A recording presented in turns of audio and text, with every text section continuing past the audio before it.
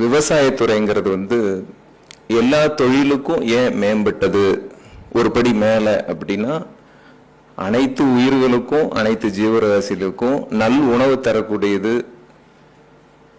உயிரை வளர்க்கக்கூடியதா இருக்கிறதுனால எல்லா தொழிலை விட ஒரு படி மேல விவசாய தொழிலை பார்க்கிறோம்.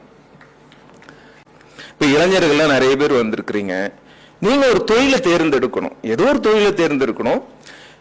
இப்போ விருப்பம் இருக்கிறவங்க விவசாயத்துறையை சேர்ந்து தேர்ந்தெடுக்கிறீங்கன்னா, இப்போ ஒரு தொழில நம்ம என்னெல்லாம் எதிர்பார்ப்போம்? பொருளாதாரம் ரொம்ப முக்கியம். அதை நோக்கிதான் இப்போ உலகமே ஓடிட்டு இருக்கு.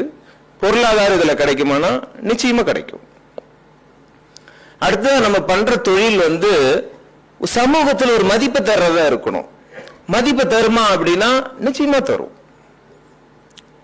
அடுத்ததான் நம்ம தொழில் இப்போ ஏதோ ஒன்று தொழிலோ வேலைன்னு போயிட்டு பிபி பிரஷர்னு ஆயிடக்கூடாது நம்ம, இல்லையா? நமக்கு ஆரோக்கியத்தையும் மனநிறைவும் தர்ற தொழிலா அது இருக்கணும்.